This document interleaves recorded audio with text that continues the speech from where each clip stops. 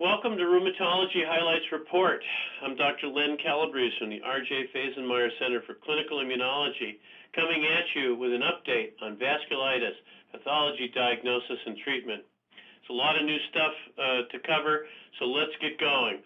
I'll talk to you a little bit about giant cell arteritis and spend the rest of my time talking about ANCA-associated vasculitis. So what is the etiology of giant cell arteritis? Well, we've been asking this question for many years. There was a very provocative and preliminary report at the recent meetings in Washington by Curry Kenning and colleagues from the University of Utah. They were stimulated to again search for an occult pathogen in these arteries from patients with giant cell arteritis because of follow-up on the observation that hepcidin is patchily distributed in these arteries. Hepcidin, obviously anemia of chronic disease, you know what it does, but it is an antimicrobial peptide. They were able to expand a signal for a microbe, and when they sequenced this gene, they found it homologous to a highly pleomorphic complex bacterium known as Burkholderia. You might know Pseudomonas malilii as a disease in Southeast Asia, but Burkholderia is a complex and ubiquitous pathogen throughout the world. They actually isolated this sequence. They then infected mice with Burkholderia and produced pulmonary vasculitis. They found it in 9 of 10 arteries from patients and 0-11 of controls. This is preliminary, but could be tectonic in the way we think about this disease. Much more to come. Keep an eye on this study as we move ahead. So let's go now and talk about ANCA-associated vasculitis.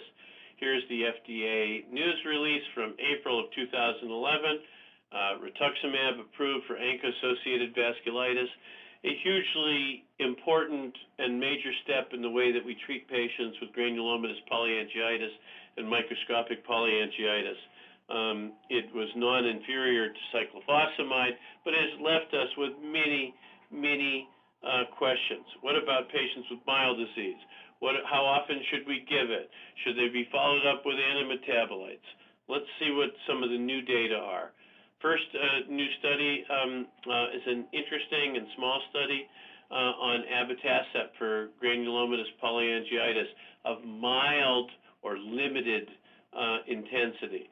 This is by my colleague and the director of our center, Carol Langford. She took 20 patients who had mild relapsing GPA. It meant that they didn't have life-threatening disease in any organ.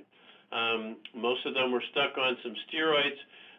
All of them were on some type of antimetabolite, and they asked the question, could open-label Abatacept have an ameliorative effect on this? Now, the strength of this study was, besides the fact that Carol was doing it, is that the prednisone that they were on was rapidly tapered over 8 weeks in this chronic disease group. Here is the disease characteristics. As you can see from the columns below, most of them had constitutional symptoms, ENT, musculoskeletal, vasculitic rash, mild pulmonary disease, and at entry, most of them had smoldering respiratory disease, upper respiratory. Here are the data. In the 15 people who were on steroids, they could get off of it in 11 out of 15, and that's in 8 weeks. That's a very rapid taper in our business. Symptomatic improvement was seen in 90% and remission in 80%. Early termination due to flare was noted in 30%, but in none of them was it severe. There were some infections and some SAEs, but all were successfully treated. So we take this as a preliminary and exciting observation that needs to be confirmed and expanded in a larger study. Now let's turn and ask some of the critical questions about how should rituximab be used for GPA. This study by Jason Springer, also from the Vasculitis Center for Care and Research here at the Cleveland Clinic, asked the question, based on the observation from the pivotal trial, the RAVE trial, we know that about 40% of people, after they're given rituximab for GPA or MPA, stay in remission at 18 months. So should you treat for longer than 18 months, or can you sometimes treat less? So they kind of went at it this way. They retrospectively looked at 157 patients who had long-term follow-up for GPA. These are asking the question about, what if you're just in remission from traditional therapy, not rituximab, going back to cyclophosphamide or methotrexate? And then they just asked the question, for those people who went into remission, what about people who stopped their drugs before 18 months versus those that were kept on long-term maintenance remission? So let's step away from the rituximab question and go back and ask basic questions about duration of therapy. Well, interestingly, when they compared these patients, they were pretty well matched as a group. What they found was that if you treated patients for greater than 18 months, there was a 29% reduction in the hazard ratio for relapses. And if you treated patients for greater than 36 months, there was a 66% reduction in the hazard ratio for relapse. In the long-term group, 89% relapse occurred when therapy was stopped. So this is a graphic analysis that shows that the longer you treat, the better relapse-free remission you have. So many of our biases are kind of answered in this, is that it's very hard to treat people for less than 18 months with standard therapy. So what about treating with the new advanced therapies, with rituximab? This is a very, very interesting study by our friend Loïc Guillavin from Paris. He asked the question, what is the optimal remission maintenance therapy for patients who are put into remission? Very similar to the study that Dr. Springer did, except for it was an interventional trial. So they took patients who had conventional therapy and were in remission. And then they randomized these people to two regimens. The first was rituximab, and I'll put an asterisk there. The second was azathioprine. Azathioprine was used at 2 milligrams per kilogram for 22 months, so greater than 18. Now, I put an asterisk for rituximab because this is not the way that most of us give this drug. For the people in remission, they initiated rituximab with 500 milligram infusions at 0 and 2 weeks, and then gave one single infusion of 500 milligrams at 5.5 months, and then every 6 months for a total of 5 infusions over 18 months. So this is a low-dose regimen. Remember, the RAVE trial used 375 per meter square weekly over 4 weeks. Many people are gravitating to using 1,000 and 1,000 like RA, which is not an approved or indicated dose, but this is really a fraction of that dose.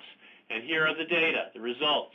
They showed that relapses occurred in only 3.6% of the rituximab mini-dose protocol versus 20% of the azathioprine dose. The SAEs and infections are noted here as well. I think this needs to be verified. This needs to be published in peer review. If it's true, I'm eager to try this. This would also have tremendous cost savings, as it would be much, much less drug than we're currently contemplating in the large international maintenance study that is already going on. So the next study is by John Stone and colleagues from the RAVE trial. They said, well, you know, rituximab and Cytoxan were pretty equally effective. They were non-inferior. And that they put a lot of people in remission at 6 months. The primary endpoint in that study, remember, was being in remission, activity index of 0, and on no prednisone.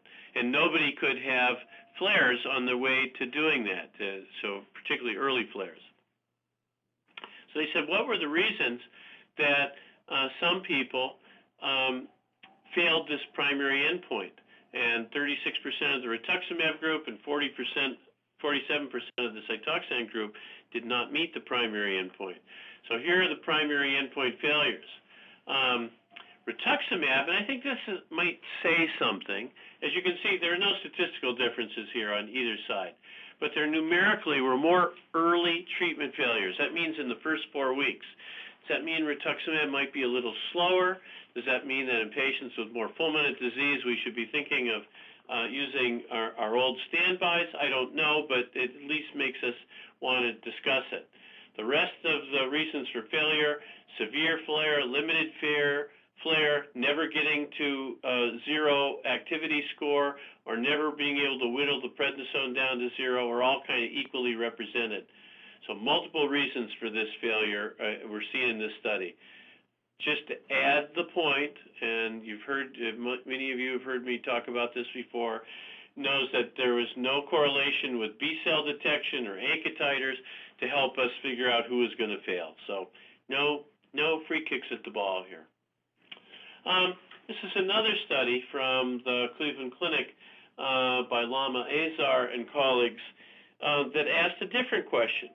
It said, what is the long-term outcome of patients with GPA treated with rituximab, asking about the influence of whether these patients are observed after rituximab or put on remission maintenance with antimetabolites. So it's a retrospective study of 110 patients who were given at least one course of rituximab. They censored patients who needed more than one course of rituximab. And so they found that of the 102 patients that were available for evaluation, 99 patients achieved complete remission. So pretty good. 42% remained in remission after a follow-up of 10 months status post-rituximab. And 66% of these patients, for whatever reason, this is a retrospective study, were placed on a second agent, most of them azathioprine and methotrexate. And here are the differences, comparing those patients who had only rituximab in the solid red versus those that were placed on an antimetabolite afterwards. And what you're looking at here is disease-free remission. And what you can see from this study is that being on an antimetabolite, whether it's azathioprine, methotrexate, or a few on mycophenolate, was associated with a significant decrease in relapse rate. So the conclusion of this study is that rituximab is very effective, 97% achieving remission, but relapses were less likely to occur for those on a secondary agent, and there was no difference in the SAEs. So is this an option? Yes, it is an option, and for patients concerned about relapses, or the physician concerned about relapses, these drugs are very well tolerated and can be done. How does this compare with the GIA-VEN data I just showed you about this low-dose rituximab? These are not comparable studies, but gives us a lot of excitement for studies going forward. The next study looked at a meta-analysis of ANCA-associated vasculitis, asking is rituximab effective when looking at multiple studies, and here's the forest plots and showing you that what you would, no surprises here. This is for your, you can download this and look at it, but this is a highly effective therapy for ANCA-associated vasculitis, for putting people in remission, preventing relapse, decreasing ANCA, telling us what we really know. Finally, a couple other observations: the efficacy of rituximab versus cyclophosphamide from the RAVE trial, drilling into those patients that have the more serious diseases. What about just the people who have renal disease? So 50% of these people had significant renal disease at entry. And the bottom line of this, 60% of patients treated with rituximab and 62% of patients treated with Cytoxan achieved remission by 6 months, despite having renal disease. And when you match those groups at baseline, there's actually some trends for the people in rituximab to actually have worse renal disease going into the study. So we feel pretty sanguine that rituximab is an effective drug for this subset of patients, and I just want to point it to your attention. So in conclusion, there's a lot of exciting new developments.